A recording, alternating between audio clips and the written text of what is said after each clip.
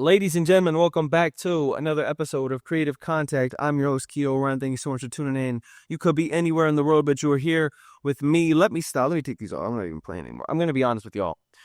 I'm wearing a collared shirt. I'm getting fancy for y'all. Not because I'm trying to get fancy on this episode, but because it's laundry day. These are some of the only clothes I got, are my fancy ones. But my girlfriend got me these shades, and so I figured might as well put them to use, although it looks like, I don't know, it might be a little bit weird. Anyways, y'all, something important to talk to you about with this podcast today. Something I've been thinking about a lot. A new idea I've been kind of toying with in my mind. Something I've thought about before, but something I'm really trying to work through, think about. And also some stories about meeting my suegros, my hopeful parents-in-law for the first time. And what that's like navigating meeting your possible parents-in-law from another culture. So that's a fun story that we'll put towards the end. But there's an idea that I've been thinking a lot about that I want to talk to you about. Got to get your take on. And this idea was inspired when a friend sent me a YouTube video, and it was about psychology. And right now, I think there's this interesting kind of push and pull with this like post Andrew Tate masculine red pill world where it can feel like in kind of like the zeitgeist or masculinity of like men being like women are kind of like out to get you or something like that. And basically what the video is saying is that you can often have the person you want or the conditions you want, but not both. What does that mean? Meaning, if you're chasing someone who is of quote-unquote high mate value, like somebody's very attractive, often this is a type of person that has a lot of other options. So this type of person doesn't necessarily need you because they have a lot of other possible partners.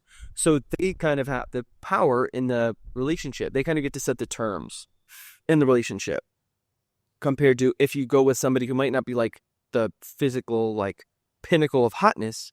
You might have more wiggle room in terms of like the conditions of the relationship, whatever that might look like. And so it's sort of it was a really interesting idea around the psychology of like mating and attraction and this idea of the person or the conditions, but like it's very rare that you kind of be both of these things.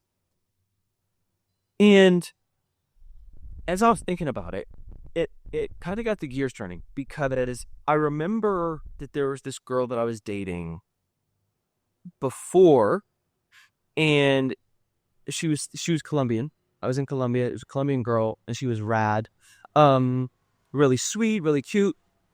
But the entire dynamic relationship was very different than it is right now that I have with Lena.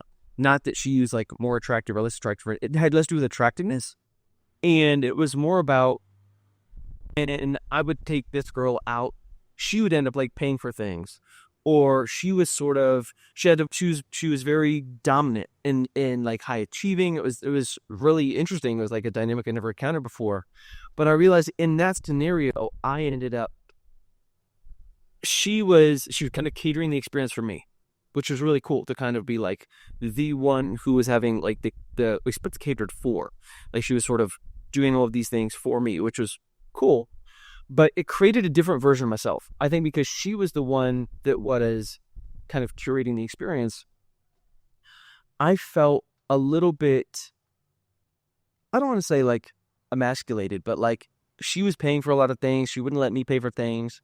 And I showed up differently when she was kind of running the show.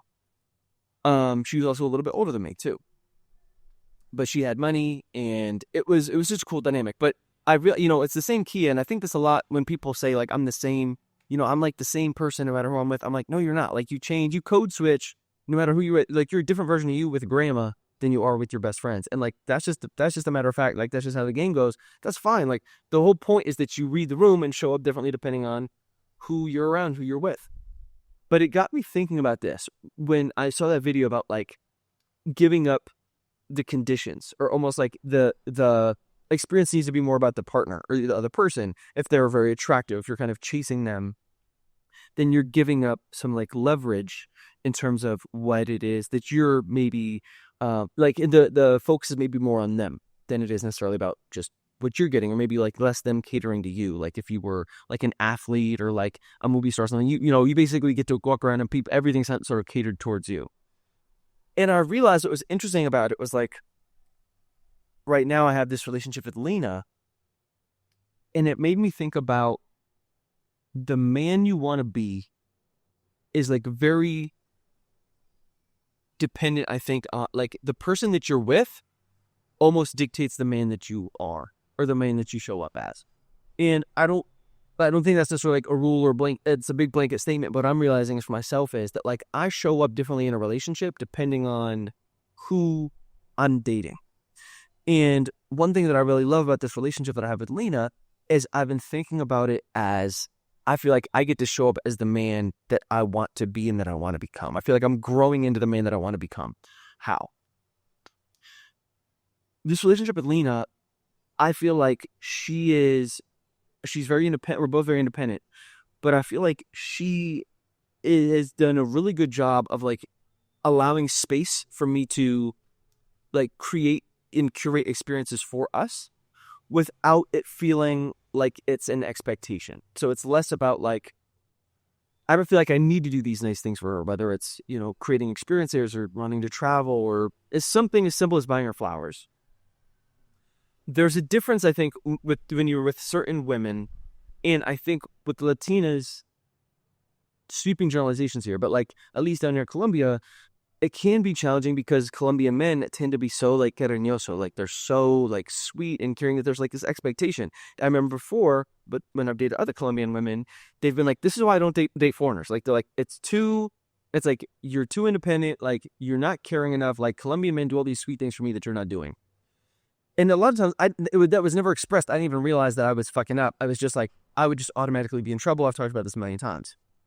One thing that's really cool with Lena is I'm feeling like it's not expected, but she's kind of giving space. She's allowing for me to kind of like create this experience. What I'm getting at is, in this, according to this video, this psychology video about like mate value and etc., I feel like, according to the video, I'm the one who's like pursuing the person of higher mate value, and like I'm kind of giving up those relationship terms, kind of like creating this experience for the partner, wanting to curate this experience for the partner. And my point is, when I was listening to this video, and it was an interesting thing about that, I think is often when we think about going into a relationship where we're like, how do I keep as much power for me? Or it's like, that's why we want to be it's all about leverage. It's like, how am I more attractive? So I have more leverage, how am I, but all these kind of different things. But I was thinking about with Lena is like, for her allowing me to curate this experience for us, I actually feel like I feel like I'm the one who is actually getting more from it, because she's allowing me to sort of like create, rather than like things being catered to me all the time. I feel like I'm the one who kind of gets to like start to design some of these experiences and kind of steer where the relationship is sort of going in some ways, which as a man who, admittedly, I think that's why I've had a bit of a like avoidant attachment style, is because I like to be in control. I'm very ambitious. I'm very disciplined. I think a lot of this, I haven't figured out why I have this sort of like intense need for control. I think a lot of kind of like ambitious types, like kind of intense types, tend to have that.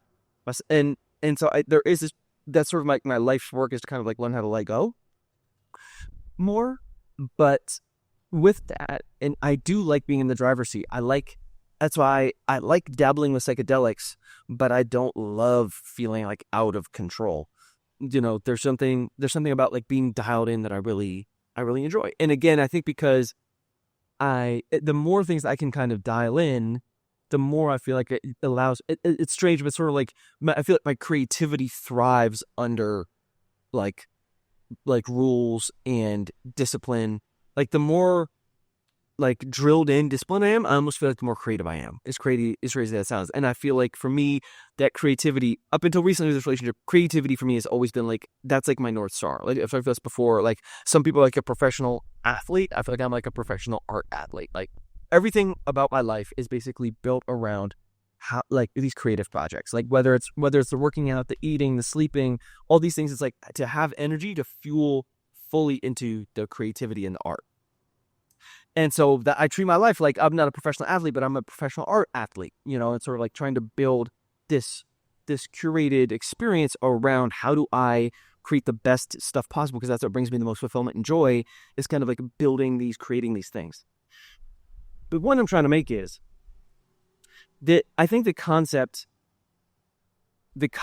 of like giving up leverage and trying to like build your own mate value so that things were curated for yourself is almost like a faulty belief system and a faulty like objective to try to pursue. I think before, for a lot of my life, I was trying to be a rock star. I was trying to be famous to fill these holes like in my soul of wanting attention, which I think a lot of us inherently kind of do want, whether it's more power, whether it's attention, that are maybe subconscious. I think we have a lot of like subconscious scripts running inside that we don't necessarily see, whether it's like, well, we want to be famous on Instagram or like why we're so obsessed with how many likes we have, whether our follower count is growing, whether people see our posts or not. Like, we like attention as humans because attention tends to equate to power. And I think all of these things are sort of like surrogates for actual love, right? Feeling loved, at least in my opinion.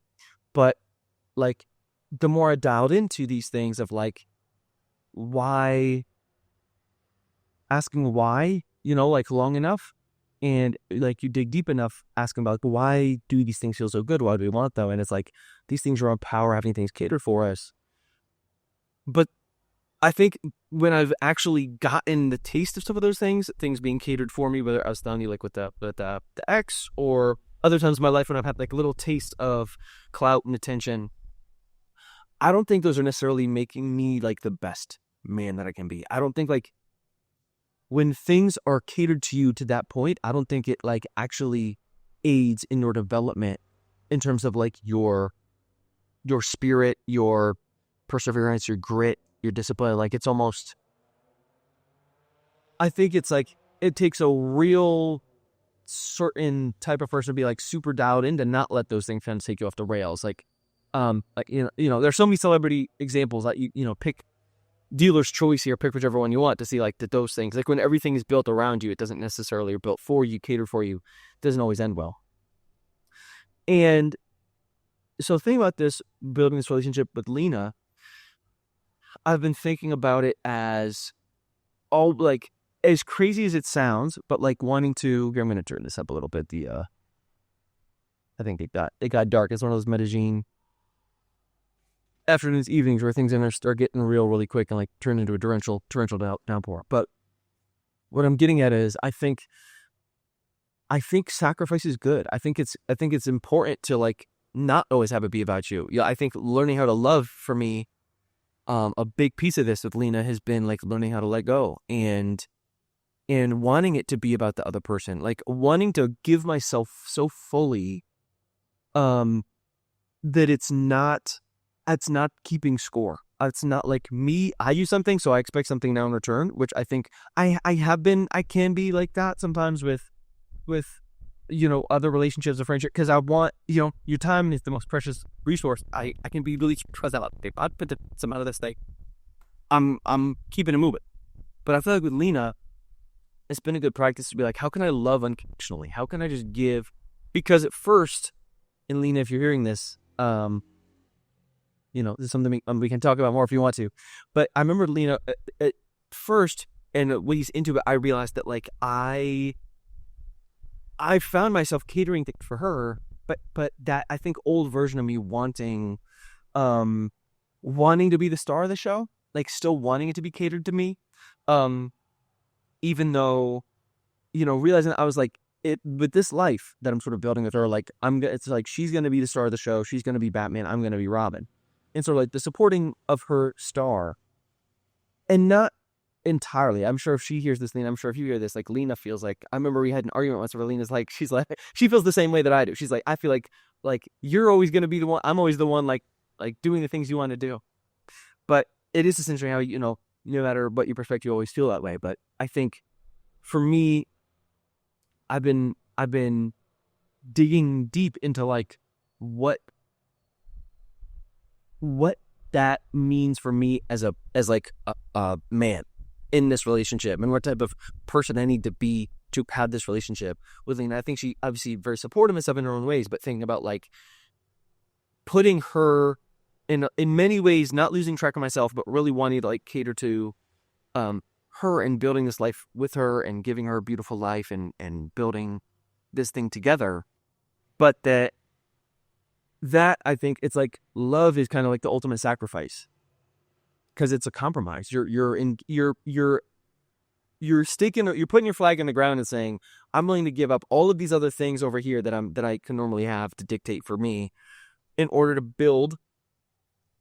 I'm willing to sacrifice these things, resources, time, effort, attention, because there's something here that is worthwhile that I'm getting in return. That's love in return. And I think the same, like you take it to the next level, I think like that's fatherhood or parenthood. I think I'm not a dad yet, but I think about like that's probably like the next iteration of this. To my parents out there, you can tell me if I'm right or not, but to me that's what it feels like, is like, again, love is sort of like this ultimate sacrifice of then being a parent is like this to the next level, where like the other person, you're just giving, it's just all giving. Like, yes, they give you love and it feels really sweet to see them like smiling when you come home, but like for a long time, it's just giving. And almost like, how can I, by building this relationship with Lena, by, someday, fingers crossed, becoming a father, like push myself past limits I even thought was possible. Like build, like finding more space in my heart that was was even that I even could even fathom, like finding parts of my soul that give more, like without needing anything in return. Obviously still getting a lot of love in return from Lena and it building this kind of shared partnership, but really trying to just find that kind of next gear, that next capacity, for the same way that I know I can with my work, but discipline and these other things, of like, there's a gear that you think you have and you don't realize what's kind of past that until you really push it and like see what's past it. And I think that I am capable of that too. And like my game of love with Lena and fatherhood, that like, I think there's probably a next level, another version of Kia that is like so far beyond what I even can fathom right now, that you need these forcing functions. The same way that I think my creativity thrives with boundaries, I think my love will flourish with boundaries too. Boundaries being compromised, boundaries being sacrificed as a partner, as a father, to like really push my limits. And I'm excited about that. And it feels like, I told Lena this the other day, we were going to dinner. We try to go to dinner like once a night, and she's so sweet to put up with me. We've been doing this this book from the Gottmans. They're like these love scientists, and it's like the 7 rules for a perfect marriage or something like that. And they exercise in the book, questions and things to do. And so once a week we'll go out to dinner and we'll like start working through these questions and stuff. And so we were walking to dinner last week, and we like stopped by this little pharmacy because her cat, I have bad allergies to cats, but she lives with the cat. And so she wanted to buy me these like antihistamines. So we were walking by the pharmacy. I forgot. She's like, I want to run over to this pharmacy real quick. We pop over. We're standing there. We're kind of waiting while the pharmacist to go get these, like the Loratadine. It's like a knockoff Claritin. And it was like so sweet that she wanted to do this for me. And I remember looking over at her and like just the way the light was like shining on her face. And she looked so beautiful. And I felt like it was one of those moments where I felt like another part of like my heart, just like that I hadn't felt before. I was like, I feel like love is this sort of like psychedelic experience where it's these like peaks and valleys where you almost feel like you kind of reach this like little peak, but you hit that and you're like, okay, okay, we're starting like the train is leaving the station, like we're here. And then you kind of level out and you're like, okay, like I'm good. I've got this situated. Like I've got like, okay, I've got this. This isn't so bad. I don't know what people are talking about. Like I'm actually really good. And you kind of like come down a little bit. You're like, okay, like, well, cool. that was really fun. And then like kind of like, whoa, and you kind of like come back up to the roller coaster again, and then you go like another bit of a higher peak. You're like, oh shit, I thought I had it figured out, but no, like you're like strapped into the roller coaster, going like oh fuck, like we're about to go up again, and that's how it feels like looking at. I feel like I keep kind of like hitting these peaks, and I'm like, cool. I'm like, I got it. You come down. I'm like, okay, this is like that was the honeymoon stage. We're good. We're past that now. This feels it's good. It's serious. Like I'm glad that we had that, and now we can move on to the next thing. And then I kind of like come home like, oh shit. And it's like one of those moments where I'm like, oh damn, like I didn't even realize that like I could feel that even deeper than I already did, you know? And so it has been interesting kind of like just I feel like I keep falling in love again.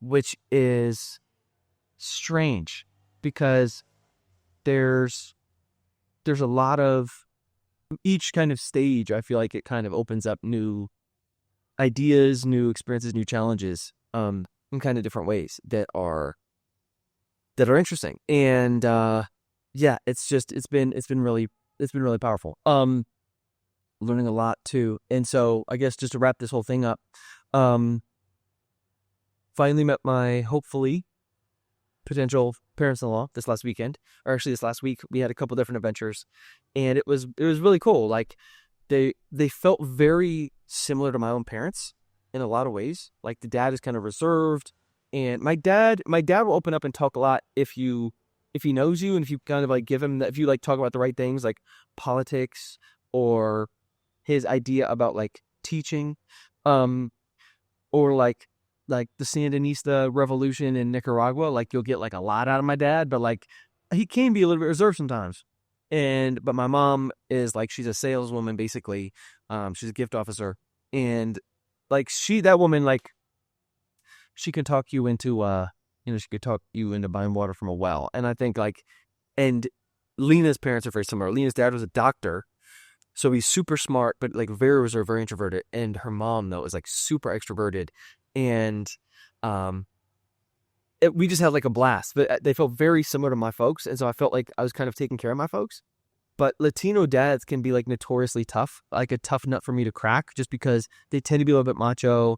I'm like the most macho guy. Like, they tend to be like, just, it's a different vibe. But I feel like her dad was super sweet and just like very understanding. The only time we kind of had like any sort of like little tension was one I had a really hard time understanding him, but it was because I would want to pay for things, but he would also want to pay for things. And so we did this kind of dance, that like man dance, where like you want to provide and pay for things.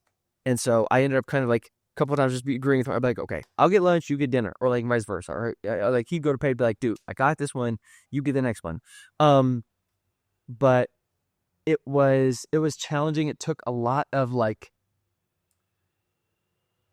you live in another country long enough where you don't totally fully speak the language, and you just learn how to like really hone in on like expressions, like facial things. Like I feel like I can hold the conversation really well, even if I'm only picking up like every fourth word. So that was like, Lena knows that I'm faking it, which is fortunate. She'd be like, yeah, he doesn't know anything. And I'd be like, hey, yeah, baby, I got that. Okay, I picked up at much of the story. But it was cool. We went to like this little pueblito for like the weekend, and yeah, it honestly kind of blew my hair back, what little hair I have, how much energy her parents had. Like I feel like they were running circles around. I feel like me and Lena, like we have like the same kind of like battery, where like by the afternoon we were both like fading, and her parents were like, okay, like we got to the museum, our parents like, okay, so like let's get the tour.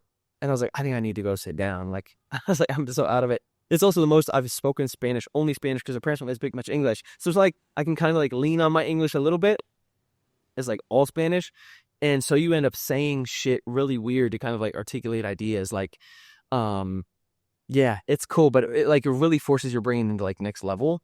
And so my brain was toast after all of them. And I told Lena, I was like, I do not know how you speak in English with me like all day, all the time, without your brain just being totally fried. But I think it went well overall. Excited to kind of keep taking the next steps with Lena. We were riding the bus back yesterday. This is the last thing, and then I'll get you out of here. We were riding the bus back yesterday, doing these like working on these like 7 things of marriage or whatever, working through the exercises. And it was really interesting. There's this one where it was like, where do you see your life 3 years from now? And the way she described it, it was like, it was super similar to the way that I imagine my life too. It was like nothing super crazy special. But it's like, you wake up, work out together, eat breakfast, work, eat lunch, like maybe like work on another project or like do something interesting in the afternoon and eat and like watch series and call it a night, which can sound, I think, so, as someone who's like spent the last 6 years like traveling, like especially in these circles, it's like, how do you live life to the fullest? And I think there's something really beautiful about that of like, I think if I like keeping it 1,000% with you, if I had like 3 times more bravery, I probably would like try to have like more adventures, like buy a van and just like try to like drive across the country or something. But I think those things are, I think I often tend to like the concept of those things more than I actually like the like actual experience itself. Where in my day to day, like what makes me happy is like working out in the morning, eating good food, and working like building these creative projects. And I think that idea, I like the idea of like the travel, the adventure, still having those, but having those as like little spurts, like little sprints, weeks, 2 weeks, maybe a month here and there, maybe a couple months at some point once we can get the business going. But like my ideal life isn't fancy, and it's feeling very aligned in that regard. I think for me, gets me excited about things because as weird as it is, I feel like that's kind of where the magic happens, is like in the day-to-day simple vision of what life looks like, hour to hour, minute by minute, when you're just living, when it's no crazy adventures, nothing super flashy, just figuring things out one step at a time. And I think there's kind of a beauty in that. So anyways, trying to become the man that I want to be. I also think too, last thing I'll leave you with, I lied, is interesting. I've been thinking about this a lot with that video about like the mate value, and it's like how do you get somebody, or the relationship terms you want. Is my brother checked me on this when I was talking about I was having a hard time with Lena at one point. We're kind of working through some shit, and he was like, as soon as you think about winning, he's like, you've already lost, because he's like, it like having a relationship isn't about like you versus your partner. Like the whole point is supposed to be like you, like not you would like on the other side of the table like against them, but like you sitting on the same side of the table like against the issue, like you two versus the world.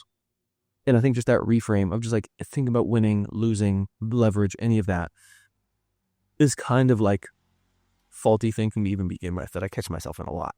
So it's food for thought. Something I've been working through, an idea I still need to kind of put more thought into, but like I do feel like I've made some interesting kind of progress kind of toying at it recently. So something to chew on. All right, y'all. That's it for your boy for this week. Got my shades on. You already know what it is. Kia with the dress shirt. Already out. Peace.